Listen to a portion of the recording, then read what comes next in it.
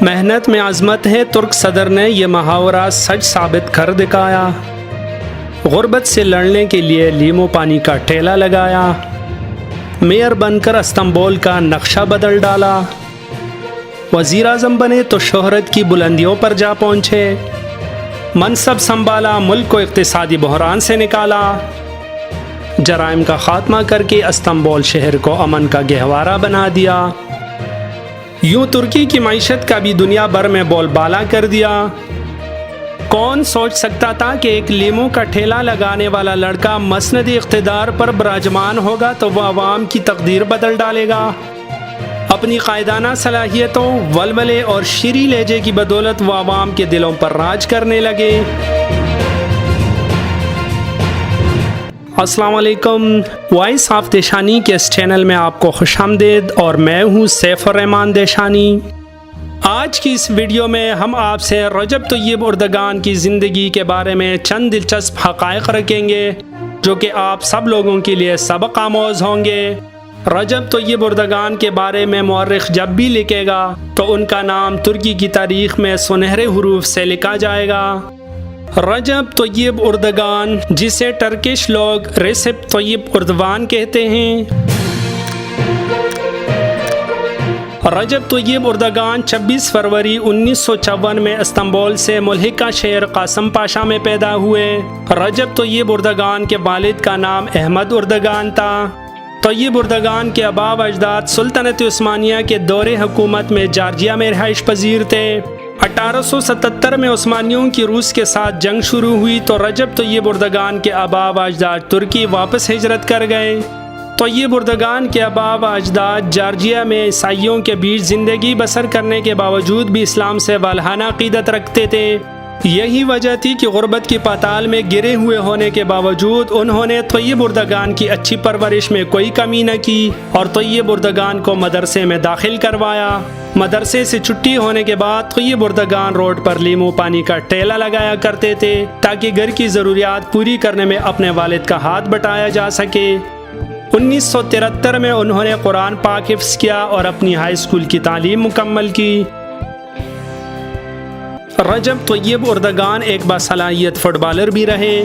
انہوں نے کافی عرصہ فٹ بال کے مقابلوں میں حصہ لیا اور مبینہ طور پر ٹاپ کلبوں سے وابستہ رہے، لیکن گھر کے معمولی نوعیت کے حالات نے انہیں اس راہ پر چلنے سے روک دیا۔ کیا پتہ تھا کہ قسمت کی دیوی ایسی مہربان ہوگی کہ ایک دن ان کا ڈنکا پوری مسلم دنیا میں بجے گا۔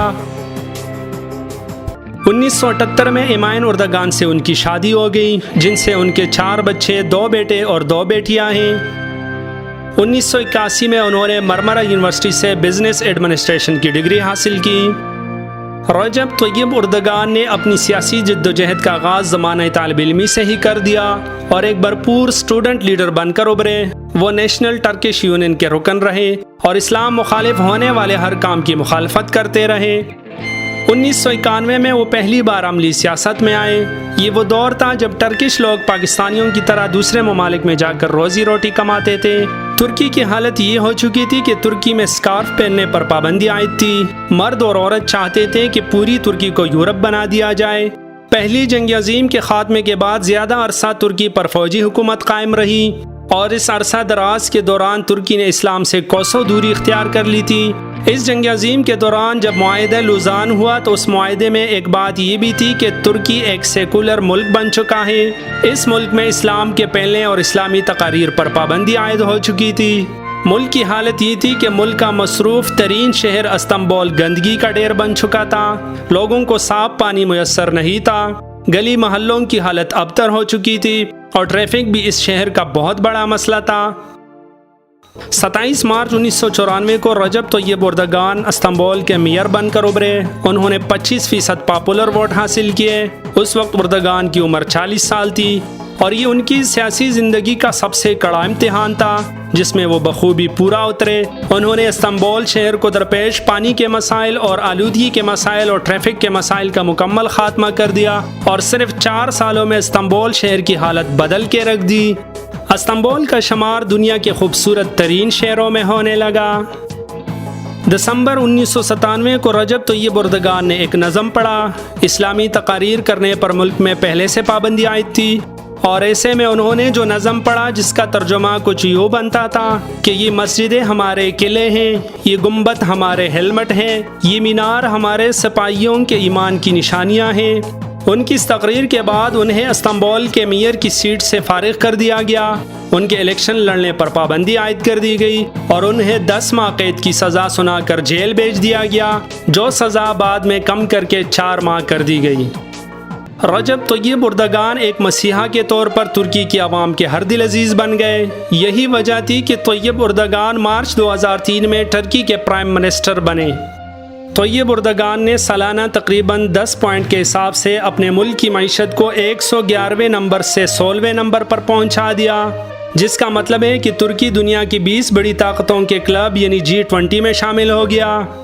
طیب اردگان نے 10 سالوں کے دوران یعنی 2003 سے لے کر 2013 تک 125 نئی یونیورسٹیاں، 3500 ٹیکنالوجی لیب، 17,000 نئی مساجد، 190 نئے سکولز، 26 نئے ایئرپورٹ، 510 ہاسپٹلز اور 1,70,000 نئی کلاسیں بنوائی تاکہ طلبہ کی تعداد فی کلاس 21 سے زیادہ نہ ہو۔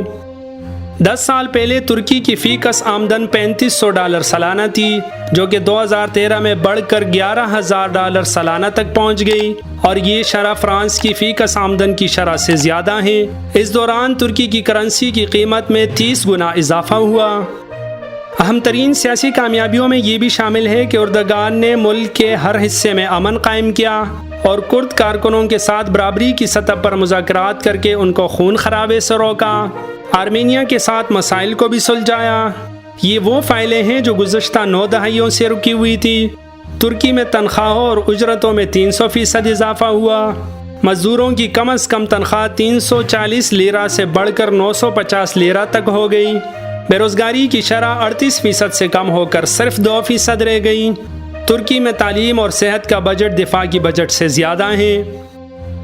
2007 کے انتخابات میں بھی کامیابی نے ان کے قدم چھومے۔ 2008 میں غزہ کی پٹی پر اسرائیلی بمباری کے بعد طیب اردگان نے اسرائیل کے صدر شیمون پیرس کو ورلڈ اکنامک فورم پر پوری دنیا کے سامنے معصوم بچوں اور خواتین کا قاتل و قابض قرار دیا اور غصے سے واک آؤٹ کر گئے۔ اس کے بعد ترکی پہنچنے پر ان کا فقید المثال استقبال ہوا اور وہ اس طرح پوری دنیا اسلام کے ہیرو بن کر سامنے آئے۔ Tayyip Erdogan justice and development party کے کو فاؤنڈر رہے۔ ہائی سپیڈ ریلوے اور روڈز کے جال بچھا دیے۔ نہ صرف اپنے ملک میں بے مثال ترقی کرائی بلکہ پاکستان کو Tayyip Erdogan hospital, metro, dolphin force اور بہت سے جدید پروجیکٹ تحفے میں دیے۔ 2009 میں دورہ پاکستان پر انہیں نشان پاکستان جیسے اعلیٰ سول ایوارڈ سے نوازا گیا۔ اس کے علاوہ دیگر اسلامی ممالک میں ان کو بہت سے اعزازات سے نوازا گیا ہے۔ محترم ناظرین، طیب اردگان نے 47 ارب کے بجٹ کا خسارہ پورا کیا اور اس کے ساتھ ساتھ گزشتہ جون میں IMF کے قرضے کی $300 ملین کی آخری قسط بھی ادا کر دی۔ صرف یہی نہیں بلکہ ترکی نے ورلڈ بینک کو $5 ارب کا قرضہ بھی دے دیا۔ 10 سال قبل ترکی کی برآمدات صرف $23 ارب تھی اور اب اس کے برعکس $153 ارب ہیں، جو کہ دنیا کی 190 ممالک میں پہنچتی ہے۔ ترکی کی برآمدات میں پہلے نمبر پر گاڑیاں ہیں اور دوسرے نمبر پر الیکٹرانکس کا سامان آتا ہے۔ ترکی حکومت نے توانائی اور بجلی کی پیداوار کے لیے کوڑے اور ریسائکلنگ کا طریقہ اختیار کیا، جس سے ترکی 1/3 اکثریت تک مستفید ہو رہی ہے۔ اس وقت ترکی کے شہری اور دیہی علاقوں کے تقریباً 98% گھروں میں بجلی پہنچ چکی ہے۔ 2011 کے انتخابات میں تیسری بار وزیر اعظم منتخب کر کے عوام نے ان پر بھرپور اعتماد کا اظہار کیا۔ 2011 کے بجٹ میں انہوں نے تعلیم کے شعبے میں ریکارڈ اضافہ کرتے ہوئے 7.5 ارب لیرہ اس شعبے کو دیا، کیونکہ وہ سمجھ چکے تھے کہ قوم کی ترقی کا راز تعلیم میں پوشیدہ ہے۔ وہ 28 اگست 2014 کو ٹرکی کے 12ویں صدر منتخب ہوئے۔ ٹرکی میں کردوں کے ایک عرصے سے چلے مسائل کے پرامن حل کا سہرا بھی ان کے سر جاتا ہے۔ ان کی حکومت نے گرین ہیلتھ کارڈ اسکیم متعارف کروائی، جس کے تحت ہر شخص اپنا علاج مفت کروا سکتا ہے۔ 15 جولائی 2016 کی شب جب فوج کے ایک دڑے نے ان کی حکومت الٹنے کے لیے حملہ کیا اور بزور طاقت اقتدار پر قابض ہونے کی کوشش کی تو ترکی کے عوام نے طیب اردگان کا اس طرح ساتھ دیا جس طرح زندہ اور باضمیر قومیں ساتھ دیتی ہیں۔ پوری دنیا میں یہ طے کیا گیا کہ طیب اردگان کی حکومت بچانے کے لیے عوام نے اپنی جانوں کا نذرانہ پیش کیا اور ٹینکوں کے آگے لیٹ گئے اور فوج کو پسپائی کا سامنا کرنا پڑا۔ ٹرکش قوم نے یہ ظاہر کیا کہ یہ قوم جاگ گئی ہے، اب اس کو کوئی بھی طاقت کے زور سے محکوم نہیں بنا سکتا۔ اس واقعے کے بعد طیب اردگان کی مقبولیت اور طاقت میں بے پناہ اضافہ ہوا۔ اس طرح پوری دنیا کو پتہ چل گیا کہ طیب اردگان مسلم دنیا کا ایک پکا اور سچا لیڈر ہے۔ آج تک ترکی کی عوام ان کے شانہ بشانہ کڑی ہے اور پورے ملک میں ترقی کا سفر جاری و ساری ہے۔ 9 دہائیوں پر مشتمل سیکولر دور حکومت کے بعد اردگان نے ترکی کی یونیورسٹیوں میں قرآن اور حدیث کی تعلیم دوبارہ شروع کی۔ اردگان نے یونیورسٹیوں میں اور عدالتوں میں حجاب پہننے کی آزادی دی۔ اردگان نے بحر اسود کے کنارے سب سے بڑے پل پر بسم اللہ الرحمن الرحیم کے حروف پر مشتمل لائٹنگ کی۔ 2018 میں رجب طیب اردگان دوسری مرتبہ ترکی کے صدر بنے۔ ترک صدر اپنی قائدانہ صلاحیتوں کی بدولت پوری دنیا میں مقبول ہے۔ رجب طیب اردگان کی تنخواہ اس وقت $13,000 کے لگ بھگ ہے، جو پاکستانی تقریباً 20 لاکھ روپے بنتا ہے۔ یہ تھی طیب اردگان کی زندگی کی کہانی۔ ان کی زندگی ابھی ختم نہیں ہوئی اور نہ ہی اس کہانی میں نے سب باتوں کی تفصیل شامل کی، کیونکہ ان کی کامیابیوں کی لسٹ اتنی لمبی ہے کہ اس کے لیے گھنٹوں کی ویڈیو بھی کم پڑ جائے گی۔ میری حوصلہ افزائی کے لیے اس ویڈیو کو لائک کرنا اور کمنٹ کرنا نہ بھولیے گا۔ نئے آنے والے دوستوں سے گزارش ہے کہ ہمارے چینل وائس آف دیشانی کو پہلے سبسکرائب کر لیں تاکہ تمام دنیا سے دلچسپ اور انٹرٹیننگ ویڈیوز آپ تک بر وقت پہنچتی رہیں۔ آپ دوستوں سے ملاقات ہوگی بہت جلد ایسی کسی انفارمیٹو ویڈیو کے ذریعے۔ تب تک کے لیے اجازت دیجیے گا اور اپنا بہت سارا خیال رکھیے گا، اس دعا کے ساتھ کہ ہر ملک کو خدا رجب طیب اردگان جیسا اچھا اور سچا لیڈر عطا کرے۔ اللہ ہم سب کا حامی و ناصر ہو۔